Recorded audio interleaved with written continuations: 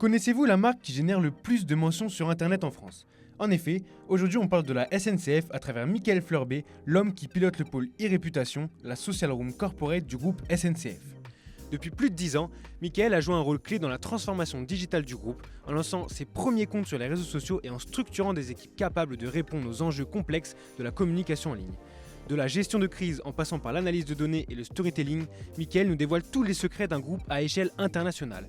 Installez-vous confortablement et montez avec nous dans le train du social media à grande échelle. Je vous souhaite un bon visionnage et pensez à liker la vidéo et à vous abonner si cet épisode vous a plu. C'est une communauté, le social listening, je ne sais pas si tu es d'accord avec ça, qui se connaît beaucoup parce qu'on interagit en ligne. Mais in fine, on se rencontre, c'est toujours un petit moment, tu vois, quand tu rencontres ton homologue de chez Orange, je ne sais pas si tu partages ça. On se connaît un peu tous dans les grosses boîtes. On se reçoit les uns les autres, on vient visiter les infrastructures, on regarde un petit peu les techniques des uns et des autres pour améliorer sa communication. Donc ouais, on se connaît même si on ne s'est pas vu en live, on s'est déjà tous un peu échangé quelques messages sur les réseaux sociaux. Je pense qu'il y a une boîte en particulier qui, à part la SNCF, qui se distingue vraiment sur sa maîtrise en veille ou en social listening en général. Tu penses qu'il y a... T'as rencontré des gens où tu t'es dit « Ah tiens, eux vraiment, il y a quelque chose ?» Il y a les gros... Orange travaille bien. Ouais. Orange travaille bien en social media et même en veille. Même la RATP. Voilà, c'est la grande maison d'en face du transport. Mais non, c'est une boîte qui travaille bien et avec qui on échange également régulièrement sur la façon de procéder. Comment t'es tombé un peu dans cette industrie finalement ? Qu'est-ce qui t'a amené à un jour bosser dans tout cet univers-là ? Alors moi déjà ça fait 25 ans que je travaille à la SNCF. Donc je suis un pur produit de la SNCF, je ne suis pas du tout un produit du social media, absolument pas. Mais un jour j'ai vu que les réseaux sociaux, c'était il y a longtemps, c'était en 2009, que les réseaux n'étaient pas encore utilisés côté SNCF. Je me suis dit il y a un truc à faire, il y a quelque chose. Et j'ai décidé de créer les comptes de l'entreprise à ce moment-là. Voilà. Donc c'est toi qui as créé les comptes ? Ouais. Ah oui. J'ai créé les comptes SNCF, je me suis dit je vais répondre. Et on verra si la direction de la communication à l'époque souhaite travailler avec moi, souhaite me contacter. Et ça s'est passé assez vite. Voilà. Donc j'ai été contacté au bout de quelques mois par quelqu'un qui bosse toujours dans le social media, qui s'appelle Alexis Bernard, qui bosse au Crédit Agricole maintenant. Qui m'a demandé comment on pouvait travailler ensemble. Et c'est comme ça que j'ai mis un pied à l'époque dans une toute petite équipe de 3 personnes pour développer le social media de la SNCF. C'était il y a combien de temps à peu près ? Donc ça c'était en 2009 et le temps que ça se fasse, on est arrivé à tout début des années 2010. Okay. Bon, on avait rencontré la personne qui avait créé les comptes aussi chez Europa. Pareil, ça colle à peu près en termes de date, c'était 2010, 2011, quelque chose comme ça. C'était la grande période. Hein, et en général, ceux qui ont émergé à cette période-là, en général, on se connaît à peu près tous. Et c'était quoi ? C'était le Far West, tout était possible, entre guillemets ? T'avais pas trop de vérification C'était absolument... Non, mais tout était vraiment possible à l'époque, quand on y pense. C'est qu'on était sur un réseau que personne ne connaissait. Enfin, quand on dit personne...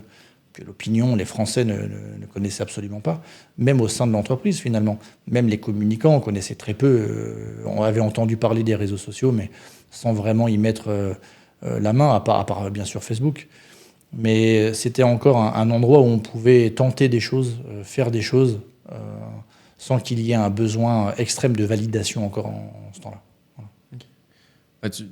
Est-ce qu'aujourd'hui, par exemple, tu serais beaucoup plus libre, aussi libre d'aller sur des nouveaux territoires comme ça, d'aller à la conquête de nouveaux territoires, de nouveaux réseaux sociaux, Alors, nouveaux réseaux sociaux, non, puisque maintenant il y a des équipes constituées dont c'est le travail, et qui regardent tout en permanence, l'ensemble des réseaux, les créations, voir ce qu'on peut faire sur l'ensemble des réseaux qui émergent d'ailleurs. Mais par contre, si vous avez une piste, quelque chose qui n'existe pas encore, qui est à créer, bien sûr, là il faut foncer. Des fois, on me pose la question, comment faire pour... moi également, j'aimerais m'investir dans quelque chose de nouveau et y aller. En fait, si moi, j'avais déjà la réponse à ça, je le ferais déjà moi-même. Il faut, je pense, garder un peu les yeux ouverts et voir les nouveaux canaux de communication qui vont peut-être émerger demain. Okay. Et dans ton travail de tous les jours, du coup, 26 ans, 25 ans, 25. Que tu es à la SNCF, on va pas rajouter des années. Pourquoi pas, hein. Et aujourd'hui, donc, comment s'est construit ce parcours? Et aujourd'hui, voilà, quelles sont tes missions un peu de tous les jours? Alors, moi, ça s'est construit finalement très progressivement, parce qu'au tout début, mon travail était encore, j'étais encore quasiment le plus gros du boulot, c'était encore l'époque des blogs. Et on avait un blog qui cartonnait à l'époque, qui s'appelait Questions-Réponses SNCF, avec énormément de messages clients à répondre, etc. Donc il y avait bien sûr Twitter à côté, qui était là, hein, il y avait Facebook aussi. Enfin, Facebook est arrivé en 2012 chez nous. Mais on était même avant sur Twitter, ce qui est même bizarre, quand on y pense. Mais à l'époque, c'était vraiment les blogs, énormément de messages. Et on avait une grosse communauté de cheminots déjà à l'époque, de cheminots volontaires, donc au tout début de l'employé advocacy, qu'on animait pour pouvoir répondre aux clients. Je sais que Bouygues Télécom à l'époque aussi marchait bien sur le sujet. Le gros du boulot, c'était ça, blog. Et petit à petit, finalement, nous, on a suivi les Français, les internautes, quand ils ont un peu délaissé le monde du blog pour arriver vers le social media. Eh bien, on a fait la même chose. C'est que petit à petit, on répondait toujours au blog, mais petit à petit, on investissait plus de temps sur les réseaux sociaux, beaucoup Facebook, énormément de volume, mais également beaucoup Twitter. Twitter, ça a été juste incroyable côté SNCF, un volume phénoménal. Tout le monde avait quelque chose à dire, on va dire à partir des années 2014-2015. Tout le monde avait une anecdote sur SNCF, même ceux qui ne prennent pas le train, et tout le monde parlait de la SNCF. C'était, en termes de volume, je pense que même encore aujourd'hui, c'est juste incroyable, les volumes qu'on engrange. Tout ce qui tourne autour de la marque SNCF. Donc on s'est basé là-dessus.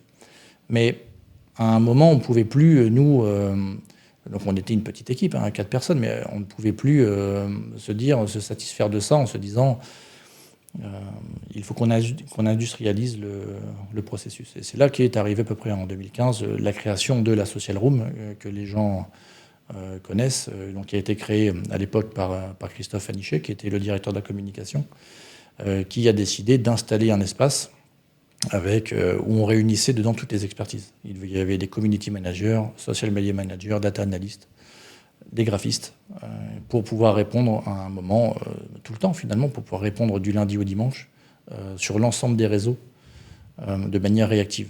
Et à quoi ça sert concrètement d'avoir une social room?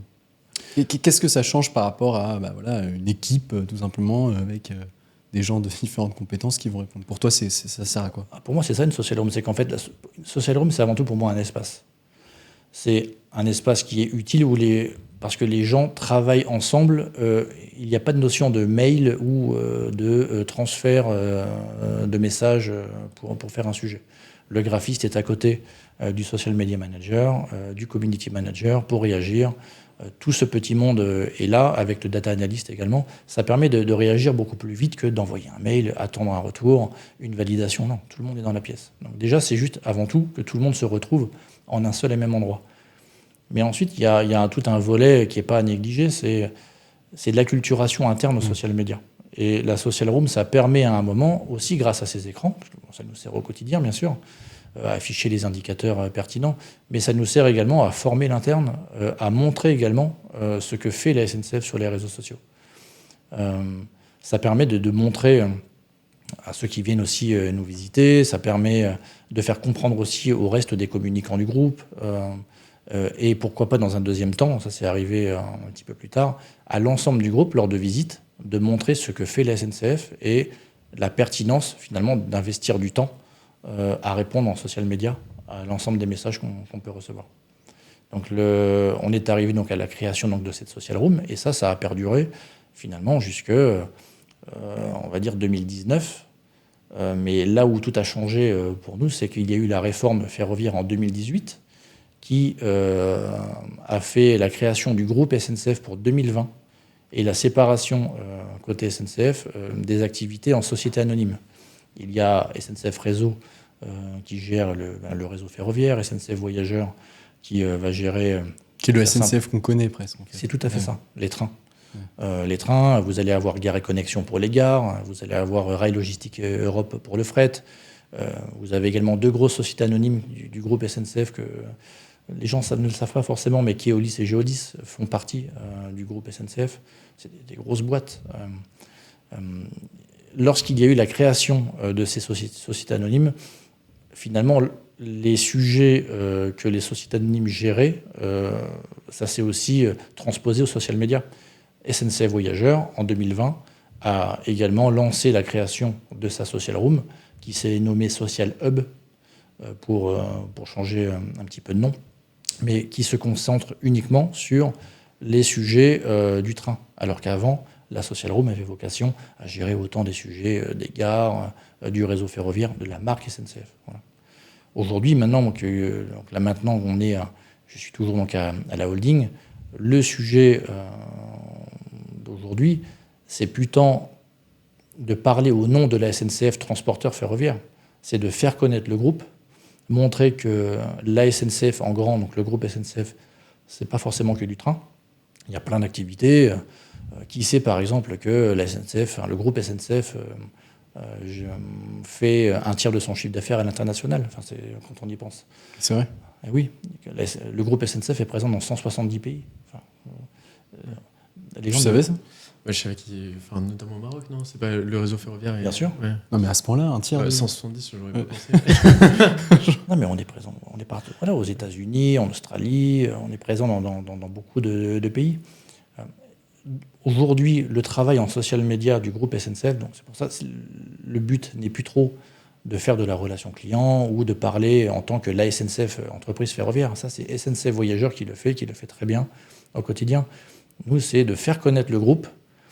Et aussi un point qui est très important pour nous, parce qu'on ne cherche pas à faire de la notoriété particulièrement en tant que groupe public, c'est aussi de déconstruire les irritants et les idées reçues qu'on peut avoir sur la SNCF en général.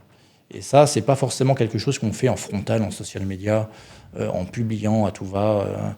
Vous pensez que ça, mais c'est faux. Non, pas du tout. Ça va être du lien également avec les internautes, que ce soit en privé, que ce soit dans des groupes privés, de l'échange, pas forcément public, toujours sur le social media, mais dans laquelle on va essayer d'échanger avec les gens et leur montrer que les quelques idées reçues qu'ils peuvent avoir sur l'entreprise, pas forcément fondées, on leur donne les éléments et on échange avec eux pour faire en sorte que l'image change sur du long terme. C'est ce que tu nous expliquais un petit peu aussi en amont. C'est y a plusieurs entités et aujourd'hui l'intérêt se porte sur la SNCF. Il y a une seule SNCF pour le grand public.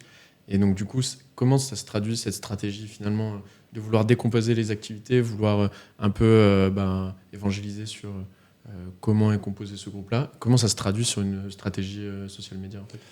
Alors, nous, dès le début, on a pris le pari de ne pas transposer la complexité d'un groupe sur les épaules des Français ou de l'internaute. Pour les Français, on s'appellera toujours la SNCF, c'est tout, c'est comme ça, et ça nous va très bien, c'est pas un sujet.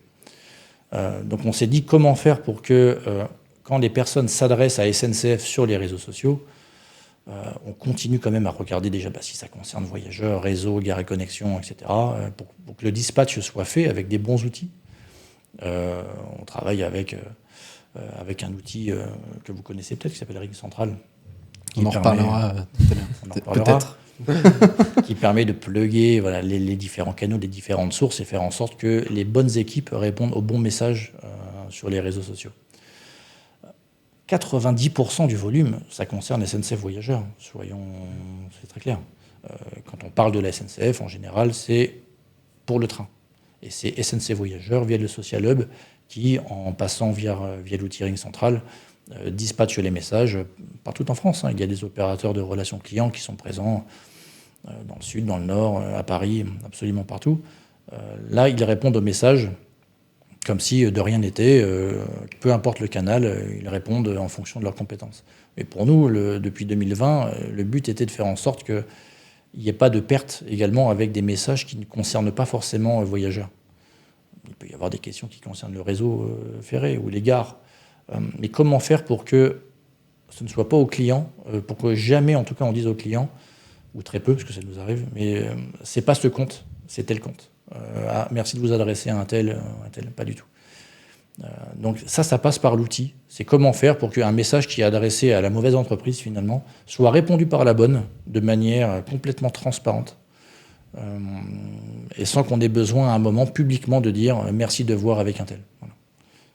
Qui est un peu une des grandes frayeurs du grand public, quoi. D'envoyer un message et qu'il soit ensuite renvoyé vers une autre équipe qui nous dit en fait non, c'est pas tellement nous. Enfin, c'est un peu ça peut être une crainte en tout cas du grand public, quoi. Pour le client, le grand public, il n'y a qu'une SNCF. Mais c'est vrai que là-dessus, c'est pas à mon avis aux entreprises à faire porter leur complexité. Ah non, c'est pas nous, c'est telle entité ou autre. Non, ça peut encore arriver sur certains comptes TER, ça peut arriver. Voilà. Mais globalement, on a corrigé le tir depuis maintenant quelques années. On essaie de faire du sans couture. Une personne a une question pour la SNCF, même si elle se trompe de compte, finalement ça tombe au bon endroit. Et c'est finalement ensuite derrière soit le bon opérateur de relations clients ou le bon community manager qui répond. Bon, je ne vous raconte pas l'usine à gaz, dans Ring Central, c'est des règles incroyables. Ça, j'imagine. Là, tu dois avoir un travail de paramétrage qui doit être fou. Et toujours à challenger en plus. Fou, et qui aujourd'hui donc, est géré comme le plus gros du volume est chez SNCF Voyageurs.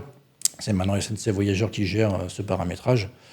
Et je leur souhaite bon courage. Toi, finalement, avec l'expérience que tu as eue avec cette social room, est-ce qu'aujourd'hui, tu conseillerais aux gens qui nous écoutent, qui bossent dans le milieu, d'intégrer ça dans à peu près n'importe quel type d'entreprise? Tu trouves que le rapport coût-bénéfice est bon, finalement, sur une telle opération? Moi, je m'étais dit, quand on a commencé tout ça, donc avant 2010, je m'étais dit, dans les entreprises, ce sujet-là, tout le monde sera mûr à horizon 2020, il faudra quasiment changer de métier. C'était vraiment l'idée que je m'étais fait. Je m'étais dit, est-ce qu'on imagine aujourd'hui, par exemple, une direction de l'informatique pure? Enfin, ça n'existe pas. Maintenant, tout le monde a un ordinateur. Tout le monde, il y a des services informatiques un peu dispatchés partout. Voilà. Je m'étais dit un peu la même chose avec le social media. Et on se rend compte que, même dans des grosses structures notamment, le social media n'est pas encore vulgarisé comme il se doit encore aujourd'hui en 2024. Tout le monde entend parler du social media, mais il n'y a pas encore beaucoup de monde qui sait l'utiliser, qui connaît les risques, qui connaît les codes, etc. Donc pour moi, une social room dans une entreprise, ça a encore tout son sens pour déjà réunir en un seul et même endroit, comme je le disais tout à l'heure, les mêmes expertises, mais également pour montrer au reste de l'entreprise l'intérêt. C'est important. Que c'est important, exactement. Voilà. C'est quoi le piège à éviter absolument En social media, pour moi, le piège le plus important, c'est que chaque entité d'une entreprise fasse ce qu'il veut avec son compte Twitter. Avec son compte Twitter, Facebook, Instagram, peu importe. Rationalisation des espaces, hyper important. Et faire en sorte que tout soit bien coordonné. Et on le voit bien, c'est que si les équipes sont dispatchées en social media, on va aboutir à un moment à des loupés, à des couacs. Voilà. Donc il vaut mieux avoir tout le monde en un seul et même endroit. Ça permet, en plus de faire monter en compétences, c'est quand même un métier où il y a quand même pas mal de turnover. Les gens partent, viennent en social media. Je pense que c'est quand même un des domaines de la communication où il y a le plus de turnover. Avoir tout le monde dans un même endroit, faire en sorte que tout le monde puisse bénéficier de l'expertise de chacun, finalement, pour l'entreprise, ça me semble indispensable. Et justement, tu nous disais que cette social room avait évolué depuis. Tu nous disais même que c'était plus la même qu'il y a un an. Donc, notamment, ça suit cette constante évolution de technique, et comment c'est organisé aujourd'hui? Donc, c'est un peu plus éclaté, c'est un peu plus. Est-ce que vous avez une social room virtuelle où tout le monde se retrouve? Comment ça fonctionne? Alors, la social room telle qu'on l'entend par le passé, aujourd'hui, c'est plutôt le social hub. Voilà. Donc, qui n'est pas encore aujourd'hui, parce qu'ils sont en plein travaux, avec des nouveaux locaux qui arrivent, et j'imagine qu'ils auront un bel espace à montrer dans les prochains mois. Mais la social room telle qu'on l'entend, telle qu'on l'a entendue côté SNCF ces dernières années, elle n'existe plus, parce que depuis qu'on est une holding, on s'est resserré sur certains sujets où on ne cherche plus, nous, à communiquer, on ne cherche plus à faire de notoriété sur les réseaux sociaux. Avant, on sortait l'artillerie lourde. Grosse communication, grosse médiatisation sur les réseaux. On a fait quand même du très lourd entre, en gros, 2015 et 2020. Aujourd'hui, nous, en social media, au sein de la holding, on n'a plus besoin d'avoir un espace énorme avec des community managers dont on n'a plus besoin. Maintenant, on a besoin d'analyse. Et cette analyse, on l'a avec une personne en régie chez nous qui travaille donc, à nos côtés. Ça, c'est indispensable pour toi, le fait que la personne soit là. Il faut que... Indispensable. Ouais. Indispensable au cœur déjà du dispositif de crise de l'entreprise. Nous, au sein de la SNCF, on a un dirigeant national communication de crise qui bosse 7/7, 24/24, donc en roulement, naturellement. C'est une personne qui traite la crise et qui la gère au quotidien, au niveau national. Cette personne est en lien en permanence avec les journalistes, avec les services de presse du groupe, mais également avec le social media finalement. Avoir un data analyst qui est pas loin, on travaille tous à quelques mètres, qui peut lui dire tel sujet, attention, sensible, à regarder, à vigiler. Avoir un data analyst aussi qui peut veiller et s'auto-saisir d'un sujet quand il entend parler d'un sujet chrysogène qui vient d'arriver, c'est un gain de temps monumental. Si vous avez une personne en agence que vous devez déclencher pour une crise, en général, quand vous la déclenchez, la crise est déjà installée.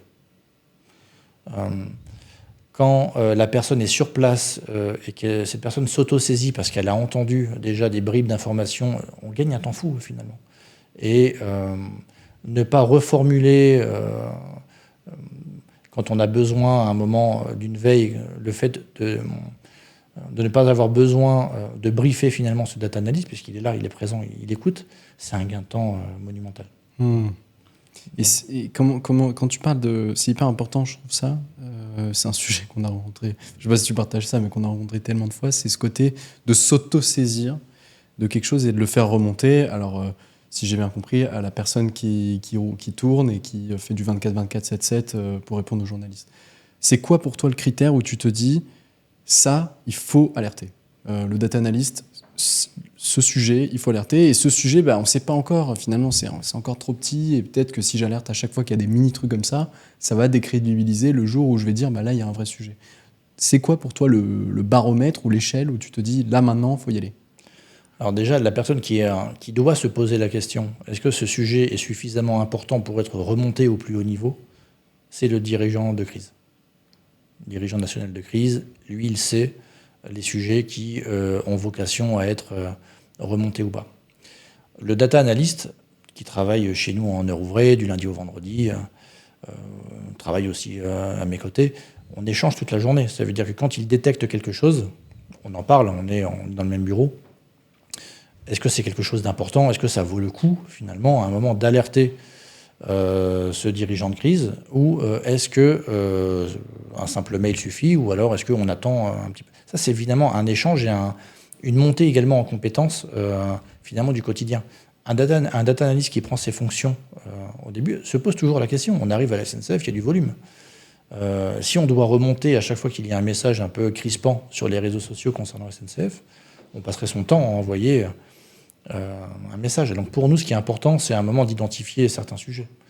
Tout ce qui va toucher à la notion de genre, tous les faits de société, très importants, tout ce qui touche au handicap, tout ce qui touche à la violence, tout ce qui touche à la politique. Ça, ce sont des sujets qui sont remontés systématiquement. Voilà. Le reste, c'est traité de toute façon par le Social Hub des SNCF Voyageurs. Ils ont des community managers, ils ont des opérateurs de relations clients qui sont là pour répondre aux questions des clients de 7h à 22h, du lundi au dimanche. Donc ça roule, cette partie-là. Pour nous, le plus important, c'est l'effet de société, tous les signaux faibles avec des mots-clés bien paramétrés dans les outils naturellement. Quand ils nous remontent, on se dit « Ah, attention, ce sujet nécessite une attention particulière ». On a le moindre doute, on en parle au directeur de crise. Et du coup, comment ça fonctionne? En fait, il y a finalement on parlait en off, ou je ne sais plus où on avait regardé en amont, mais de niveau de crise. Ça, c'est sur quoi? C'est sur donc, des sujets, peut-être un peu du volume, c'est ça? C'est ça. Donc nous, on travaille en crise, mais pas en social media, globalement avec une échelle de criticité qui nous permet à un moment de gérer les crises du niveau local au niveau national. Donc un petit sujet qui concerne une ligne TER, une petite crise peut parfaitement être gérée en local par les personnes au plus proche du terrain qui ont l'information directement et c'est géré directement très bien et ça se fait au quotidien plusieurs fois par jour, très bien. Il y a des sujets, à partir du moment où l'impact commence à toucher l'image de l'entreprise en grand, avec des gros sujets. Il peut y avoir des gros bad buzz ou alors des sujets qui nécessitent une attention particulière parce qu'on en parlait avant. Ça touche à la politique ou ça touche à des faits de société. Là, ça va remonter d'un cran. Voilà. Et là, on peut remonter à un moment donc, de la sphère régionale à la sphère nationale où là, ça va remonter chez nous. Ça peut être un sujet de relation client et ça va remonter au Social Hub chez SNCF Voyageurs. Pareil pour réseau quand il y a quelque chose qui concerne le réseau ferroviaire.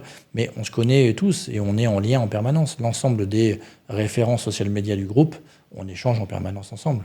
Je ne vais pas dire toute la journée, mais on est par messagerie et également par Teams qu'on utilise côté SNCF. On est en échange permanent pour s'informer, prendre des bonnes décisions et vérifier que tel ou tel message a bien été saisi par l'autre. Il y a un sujet qu'on voulait aborder aussi, on en a rapidement parlé, mais tout le sujet du sabotage qu'il y a eu pendant les JO, je crois que c'était au bout du 2e ou 3e jour. Non, c'était même avant que ça commence. Juste avant. Vendredi. Donc il y a les personnes qui se plaignaient de ne pas avoir pu se rendre à la cérémonie d'ouverture à cause de ça. Comment ça s'est passé ? Grosse pression. Grosse pression. Parce que... Là, tu bossais ce jour-là, du coup. Bien sûr. Non, mais là, forcément, on est un vendredi. On sait que le monde entier nous regarde. Et là, on voit qu'il y a un acte de sabotage à plusieurs endroits autour de Paris, globalement, où ça coupe finalement les lignes à grande vitesse pour aller dans le nord, pour aller dans le sud-est, dans le sud-ouest. Enfin, c'est juste monumental. Et des gros dégâts. Des dégâts qui, d'ailleurs, ont nécessité ensuite beaucoup de travail dans le week-end, etc. Quand on voit arriver ça et quand on voit le volume tomber sur les réseaux sociaux, des gens inquiets qui veulent aller aussi à la cérémonie, qui se posent des questions également, parce que n'oublions pas que c'était aussi des gens qui partaient en vacances. On est sur un plein week-end de grand départ. Donc, grosse pression. Là se pose pour nous un moment la question, c'est comment réagir ? Comment on réagit dans ces cas-là ? Et je pense que là-dessus, c'est le président directement, Jean-Pierre Farandou, qui a pris la parole rapidement et qui a eu les bons mots en disant que dans une circonstance particulière, le jour de l'inauguration des Jeux à Paris, attaquer la SNCF, c'est quasiment attaquer la France, finalement. Franchement, oui. Et c'est ce qui s'est passé, finalement. C'est que cet acte de sabotage gratuit, la vocation, c'était bien non pas d'impacter les clients du train, c'était d'impacter très clairement l'image de la France et de gâcher finalement la fête pour les Jeux. Donc, à un moment de jouer totalement en transparence, de montrer que les cheminots sur le terrain se sont donnés à fond pour pouvoir les réparer le plus vite possible. C'est ce qui a été fait. C'est que dans un temps record, bien sûr jour et nuit, et avec énormément d'équipes pour réparer l'ensemble des petits faisceaux. Enfin, c'était un travail de longue haleine. Et expliquer que on n'est vraiment pas responsable là pour le coup, et qu'on est aux côtés des Français et qu'on fera en sorte que la cérémonie ne soit pas gâchée.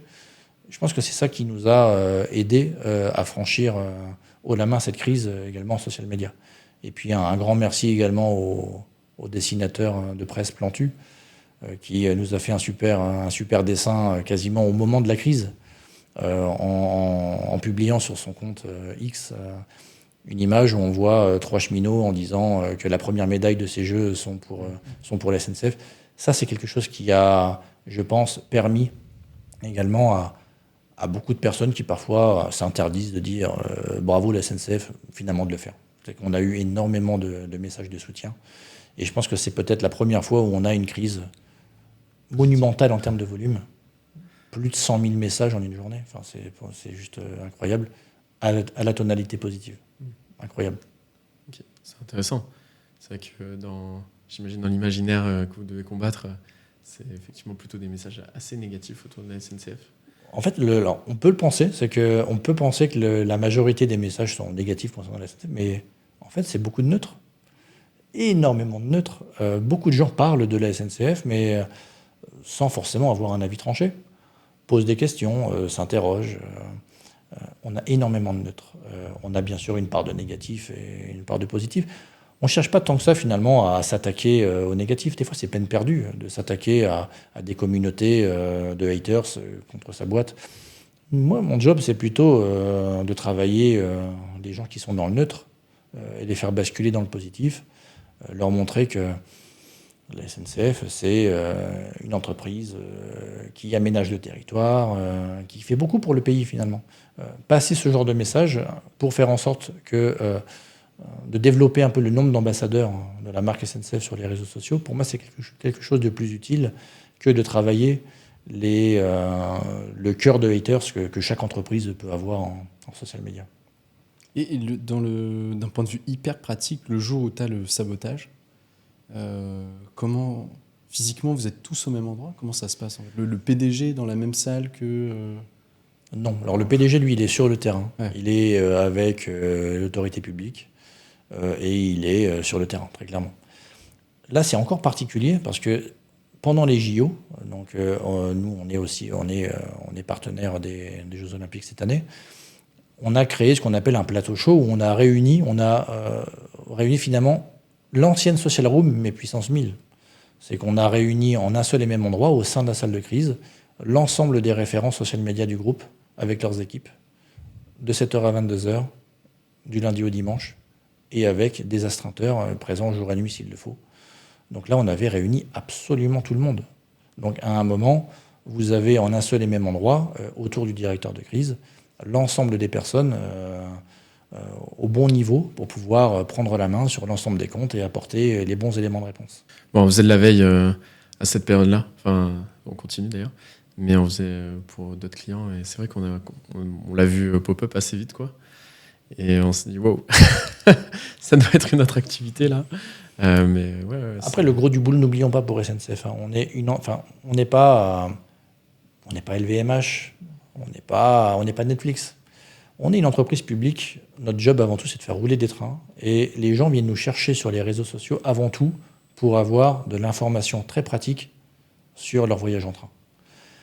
Donc, à partir du moment où on donne le maximum d'informations, où les équipes sont renforcées pour répondre au volume dans toutes les langues. Là, pour les jeux, on a également renforcé la relation client dans toutes les langues. On savait qu'il y avait également beaucoup de populations asiatiques, américaines également beaucoup. Il fallait être en capacité de répondre de manière réactive. Donc, le gros du boulot pour nous, ça a avant tout été, côté SNCF Voyageurs, de renforcer la relation client, tout simplement. Ok. Mais là, ça touchait effectivement tous les secteurs, en fait. Enfin, toutes les sociétés anonymes du groupe. Oui, parce que là, c'est SNCF Réseau qui est impacté, parce qu'on a coupé des câbles qui appartiennent à SNCF Réseau. Mais c'est des trains des SNCF Voyageurs. C'est qu'en fait, si les trains, il faut bien l'avoir en tête, c'est que on va toujours chercher le client. C'est que si les trains sont vides, tout le monde s'en moque finalement. Mais si vous avez un réseau ferré qui est impacté par un acte de sabotage sur lequel roulent des trains avec à l'intérieur 2000 personnes par train, là oui, c'est que là vous avez un vrai sujet. Voilà. Donc c'est toujours important pour nous de regarder où sont nos clients et si nos clients sont à un moment impactés par un sujet, peu importe finalement la société anonyme du groupe qui doit répondre au message, finalement ça restera toujours in fine un client du train. Okay. En social listening pur, c'est quoi tu sens qu'il y a de plus en plus de gens qui s'y intéressent. Ça fait quelques... T'as vu, on parlait aussi en off de différents outils, etc. Mais tu trouves que c'est un sujet qui monte finalement ou presque le pic est passé? Comment est-ce que toi tu vois les choses là-dessus? Moi je vois deux choses. Un avis purement personnel. Moi je pense déjà que le gros des crises social media pour les entreprises, je pense qu'il est déjà passé en fait. Une boîte comme SNCF, je me rappelle il y a encore 3-4 ans, quand il y avait des gros retards ou autre, ça pouvait être des grosses crises en social media, des gros volumes. C'est plus vraiment le cas maintenant. Il y a moins de volume. Moins de volume public. C'est qu'on reçoit toujours en privé et on traite. On a des opérateurs de relations clients, on a beaucoup de personnes qui traitent en SAV. Mais on n'a plus autant de personnes avec des comptes importants qui finalement utilisent leur notoriété pour faire du bashing lorsqu'il y a le moindre problème. Et je pense que ce sujet, il n'y a pas que la SNCF qui le remarque. Quand je fais, je regarde également de mon côté, avec les outils à ma disposition, les plaintes, par exemple, prenons par exemple un colis en retard. Vous aviez beaucoup plus à l'époque de comptes importants qui se plaignaient de ne pas avoir reçu un colis, un retard particulier. Ils utilisaient leur notoriété pour le faire. Beaucoup moins aujourd'hui, comme s'il y avait une sorte de frein quand même. On se disait, bon, quand même, j'ai quand même pas salir ma réputation personnelle pour simplement parler d'une petite polémique perso. Donc, moi, j'ai l'impression que déjà de ce côté-là, les crises de production, ce type de crise, il y en a beaucoup moins. Attention, par contre, aux crises sur les faits de société. Ça, les entreprises n'ont pas le droit à l'erreur. Sur toutes les notions de genre, notamment notion du handicap. C'est des sujets hautement sensibles sur lesquels il faut vraiment être particulièrement vigilant et réactif. Ensuite, sur l'intérêt au sein des entreprises du social listening, là, il est clairement bien plus important qu'il y a quelques années. On n'oublie pas maintenant le social media dans son action de communication. On n'oublie pas d'interroger les équipes social media également sur des impacts positifs ou négatifs quand il se passe quelque chose sur les réseaux sociaux ou quand on a un département de l'entreprise qui travaille un sujet, se retourner un moment vers nous pour savoir ce qu'il se dit. Ce n'est pas forcément quelque chose qui était fait ces dernières années. Maintenant, c'est devenu un réflexe. Toi, il y a des gens qui viennent voir ton équipe ou tes équipes pour poser une question, en fait, Bien et sûr. là, vous êtes chargé après, derrière, d'essayer d'y répondre avec les éléments que vous avez. Nous, on se considère également comme un prestataire au sein du groupe, finalement. Okay. C'est qu'on est là pour aider tout le monde. Imaginons quelqu'un vient nous dire j'ai telle action de communication, j'aimerais bien qu'on en fasse un message social media. Beaucoup d'entités au sein d'une des entreprises aimeraient simplement appuyer sur le bouton social media en ayant l'impression, finalement, qu'il suffit de faire une publication sur les réseaux sociaux pour que son action de communication soit visible de tous. Donc, plutôt que de dire simplement non, parce qu'il y a plein d'opérations qui ne nécessitent pas d'activer les canaux du groupe SNCF pour faire parler d'un sujet. Par contre, on peut toujours conseiller les personnes qui s'adressent à nous sur les différents leviers à leur disposition. Plutôt que de leur dire non, voilà, on leur dit ce sujet-là peut-être pas, mais par contre on peut t'aider, si tu veux, à déjà trouver les bons interlocuteurs ou trouver le bon canal pour faire en sorte que ton événement, par exemple, soit le plus visible possible. Ok. Franchement, c'est hyper intéressant parce que nous, ce qui nous semblait hyper chouette dans l'échange qu'on a, et je trouve le début de la conversation va dans le sens, c'est que, in fine, la SNCF, tu as un groupe avec des crises, certes, un objectif qui est hyper différent, je pense, de tous nos invités. Enfin, comme tu l'as bien dit, quoi. Vous n'êtes pas LVMH, vous n'êtes pas Orange, vous n'allez pas vendre des forfaits mobiles. Vous devez vous assurer du truc. Et ce que je trouve aussi intéressant, et là, dis-moi si tu es d'accord avec ça, mais c'est qu'il y a, j'ai l'impression, une avance de phase par rapport à d'autres entités. Si tu me dis que tu as d'autres gens, d'autres services qui viennent vous voir pour avoir des recos, pour avoir des études, etc., c'est souvent un des gros sujets, et là, ça m'intéresse d'avoir ton avis là-dessus, c'est comment est-ce que tu as réussi, comment est-ce que tes équipes ont réussi à se positionner comme hyper centrale, finalement, sur le sujet. Parce que ça, c'est la difficulté de toute équipe de social media, de social listening, c'est d'évangéliser aussi autour de ce qui est possible de faire avec leur expertise. Ça, je pense que c'est simplement dû à la position, finalement, des équipes social media au sein de l'entreprise. C'est qu'au sein de la direction de la communication de la holding SNCF, l'ensemble des pôles sont finalement des centres d'expertise. Vous avez le centre d'expertise en communication de crise, qui est également le point de contact de l'ensemble des communicants du groupe. Dès qu'un communicant dans le groupe, à Marseille, peu importe où en France, a un problème, un sujet chrysogène, il décroche son téléphone et il appelle le pôle communication de crise de la holding. Pareil pour le service de presse. Pareil pour le pôle identité, qui gère toute la charte graphique, qui gère finalement la manière dont est représentée la marque SNCF. Donc finalement, nous, on est un rouage de cette direction de la communication où on est au service de l'ensemble des entités. Et on a vocation, en tout cas, à le rester, puisque depuis qu'on est maintenant une holding, comme toute holding, on se retourne, nous, vers les SA pour, à un moment, recueillir leurs besoins et savoir si on peut les aider à un moment en termes de veille, en termes de production social media. Ok. Une organisation un peu, ouais. Bah, finalement comme LVMH, hein, qui pareil, redonnait un peu tout le temps la responsabilité aux maisons mères, et qui était là aussi pour fluidifier les choses, aider, orienter. Mais tu as quand même beaucoup de responsabilités sur les maisons mères, puisque c'est aussi elles qui maîtrisent le côté très opérationnel en fait, de la chose. On salue Clara, on mettra le lien dans la description. Mais ok, et donc vers où tu penses que ce marché va aller en fait? Quel est l'avenir toi, depuis ton constat, c'est un peu que la volumétrie diminue depuis ces dernières années.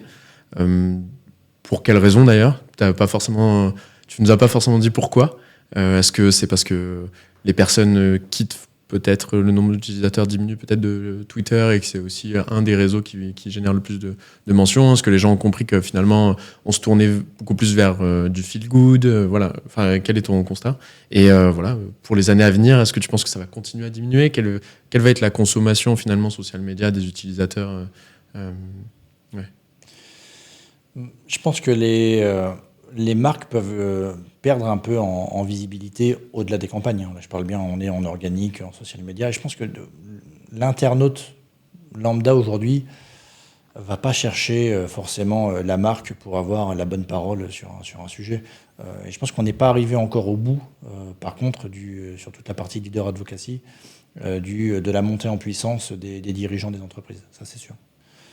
Donc je pense que la bascule, elle est encore à faire aujourd'hui en termes de messages à faire porter, en message institutionnel, corporate, des comptes de marque vers les comptes des dirigeants. Il y a une notion pour moi de crédibilité qui est hyper importante, c'est que on sait tous très bien que derrière le compte du groupe SNCF ou d'Orange ou peu importe la grande marque,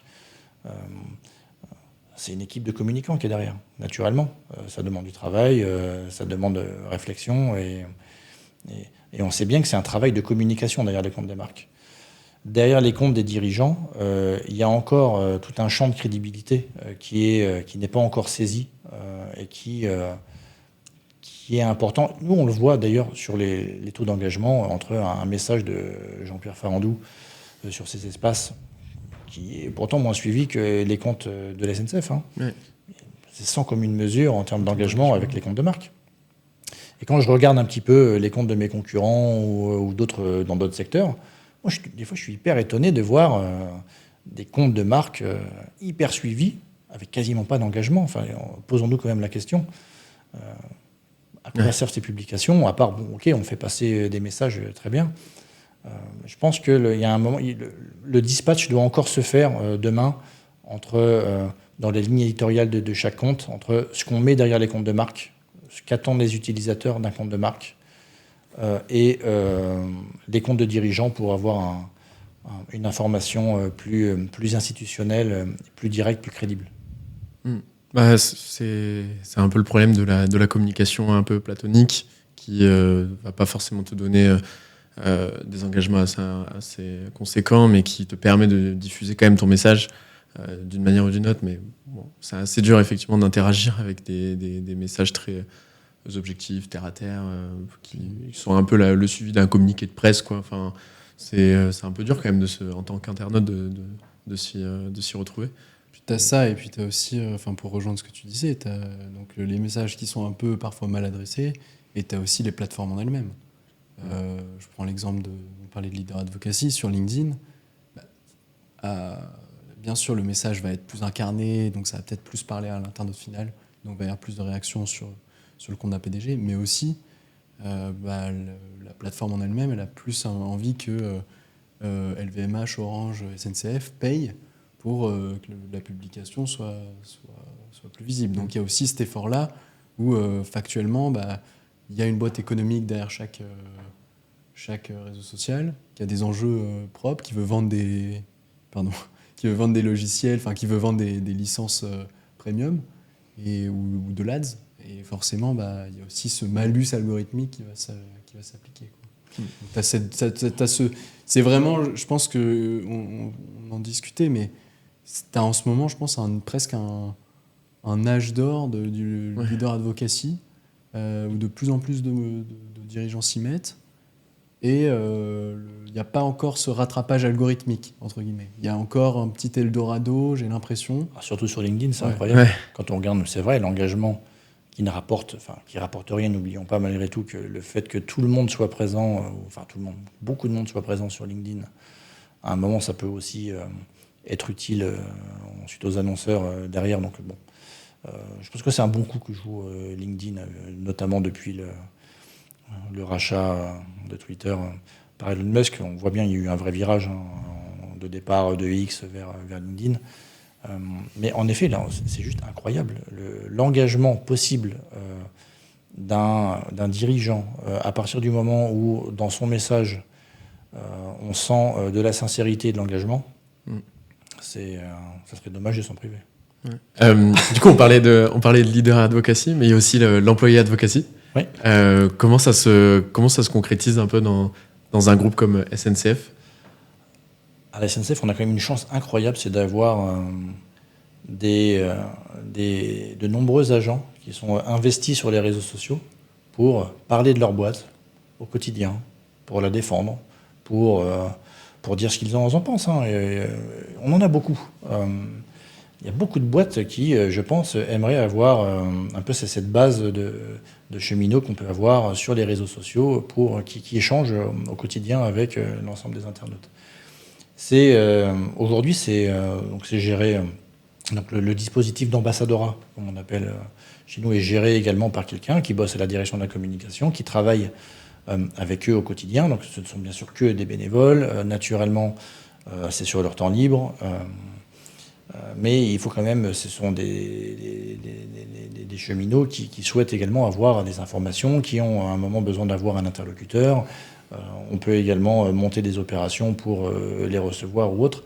Donc c'est quelque chose qui est géré déjà chez nous et ça se passe vraiment bien depuis plusieurs années maintenant. On a cette chance d'avoir une base de cheminots volontaires pour parler, visage découvert ou pas d'ailleurs, de l'entreprise. On a des personnes qui sont suivies sur X par plus de 100 000 personnes. Enfin, c'est plus que ces ambassadeurs. C'est plus que les comptes de marque. Ouais, avec le pouvoir d'engagement dont on parlait notamment avec le leader advocacy. Et avec un pouvoir d'engagement qui est impressionnant. Ouais. Vous avez déjà eu des crises justement à l'origine de ce côté un peu employé advocacy ou pas tellement finalement ? Au contraire. C'est qu'on a plus eu du positif là-dessus. Comme aime bien rappeler la personne qui gère un peu le dispositif, les cheminots qui font partie de ce dispositif peuvent même critiquer l'entreprise. L'important, c'est de ne pas dénigrer l'entreprise. En fait, la frontière, elle est suffisamment importante. Et puis, qui pourrait dire demain, ne dis pas ci, ne dis pas ça. Enfin, non, c'est pas vraiment comme ça que ça fonctionne au sein de l'entreprise. Ok. Et peut-être pour avoir un peu, parce qu'on a parlé de quelques crises, mais est-ce que tu pourrais revenir sur une crise qui t'a marqué ? Enfin, pas forcément une crise, mais ou alors un insight, tu vois, quelque chose qui a été retiré d'une veille, ensuite vous en avez fait un élément stratégique, tu vois, plutôt que de parler du négatif. Voilà. Est-ce que tu aurais en tête quelque chose, je sais pas, un fun fact ou quelque chose qui a été réutilisé ? Moi, je vais te parler de la crise dont tout le monde nous parle quand on vient visiter nos installations. Ouais. Et quand je dis tout le monde, c'est même on a eu les équipes social media des chemins de fer de Corée du Sud qui sont venus nous voir il y a peu de temps, nous ont parlé de cette crise. C'est le chat Neko. Ça a eu un impact juste énorme. Peut-être pour repréciser. Je l'ai reprise pour ceux qui n'ont pas entendu parler. Un soir de grand départ, une personne a laissé son chat s'échapper de la cage et le chat s'est réfugié sous le TGV. Week-end de grand départ, le chat est sous le TGV mais il ne veut pas bouger. les équipes sur place font tout pour le récupérer, mais le chat ne veut pas bouger et on ne peut pas aller sous le train puisque le train est à quai. Donc il n'y a pas d'espace pour pouvoir y aller. Il y a un autre train qui est derrière.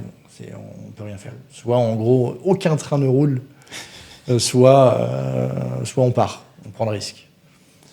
Donc on tente tout pendant quasiment, il me semble, 30 minutes, ce qui est juste monumental en termes de temps. En heure de pointe, un vendredi, dans une grande gare parisienne. Dans le train, ça devait être sympa, l'annonce. Donc c'était un gros sujet. Et la décision est prise de le laisser partir le train doucement, en disant peut-être que. Non, malheureusement, le chat n'a pas survécu à l'opération. Pourquoi pour nous c'est une crise marquante? C'est que des animaux à la SNCF, c'est pas glamour, mais on en tue toute la journée. Ouais. On a 28 000 km de voies. Sangliers, des lapins, des animaux, finalement, on en heurte toute la journée. Parce que 28 000 km de voies dans un réseau ouvert, il n'y a pas 50 solutions. Ce qui fait que quand, à un moment, malheureusement, un chat est écrasé, pour un ingénieur, pour un spécialiste du ferroviaire, c'est juste un animal de plus. C'est malheureux, bien sûr, hein, mais c'est un animal de plus. Mais pour le social media, pas du tout. Nous, quand on a vu le sujet, nous, on a vite vu que ça n'allait pas se passer comme ça. Parce qu'un chat, c'est pas un sanglier. Un chat, c'est pas un oiseau, c'est pas un lapin. C'est malheureux, mais c'est comme ça. On ne touche pas au chat, on aime bien le répéter, mais le chat, n'oublions pas, c'est quand même l'animal fétiche d'Internet depuis toujours. Les chatons et machin, ça a toujours existé. Donc là, on savait que quand on a vu la propriétaire du chat exposer le sujet en social media et ensuite en télé, que ça n'allait pas en rester là. Et pour nous, c'est là où on voit finalement aussi l'intérêt des équipes social media, c'est en interne de dire, vous pouvez penser que c'est un non-sujet d'avoir malheureusement être passé sur un chat, parce que les animaux, c'est le lot de beaucoup d'animaux malheureusement sur le réseau ferré, mais sur les réseaux sociaux, ça ne va pas se passer comme ça. Voilà. Et c'est la première fois d'ailleurs, où on a dû verrouiller nos commentaires sur Instagram. Ah ouais. On ne l'a jamais fait auparavant. Parce que c'était délirant. C'était délirant le volume. On a eu toutes les associations, on a tout eu.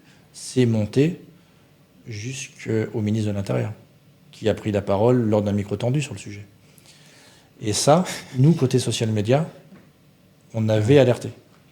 On avait dit, attention, le chat, c'est particulier.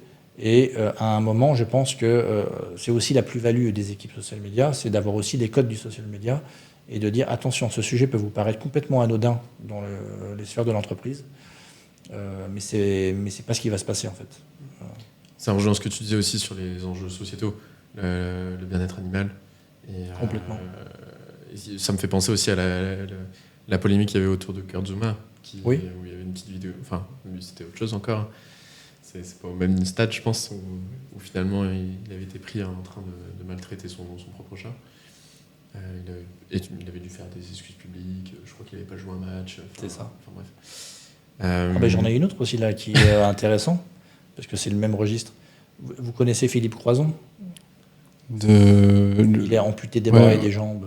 Un athlète ? Oui, il un athlète. Il a traversé la Manche. La Manche et la nage, pardon. Il est bien présent sur les réseaux sociaux. Et il aime bien blaguer là-dessus, autour de son handicap. Et alors qu'il voyageait à bord d'un train, il était accompagné par sa maman, il me semble. Bon, le contrôleur est passé, et le contrôleur a demandé à sa maman la carte d'accompagnant pour la réduction du billet de train. Et Philippe Croison a tweeté pour dire, en gros, le contrôleur demande ma carte d'handicap, en fait. En gros, comme si, en fait, ça ne se voyait pas. Lui, il l'a fait sur le ton de la blague parce qu'il le fait tout le temps, en fait. Mais c'est pas du tout passé comme ça. Là, on a été sacrément conspué sur les réseaux sociaux parce que, en gros, comment vous osez demander une carte d'handicap à Philippe Croison ? Est-ce que ça se voit ou ça se voit pas, etc. Alors que c'était pas le sujet. Et le sujet était monté tellement loin que On avait dû l'appeler directement, Philippe Croison, qui dit mais c'est pas du tout ce que je veux. Il a dû ensuite réagir sur les réseaux sociaux pour dire que attendez, c'était une blague, etc.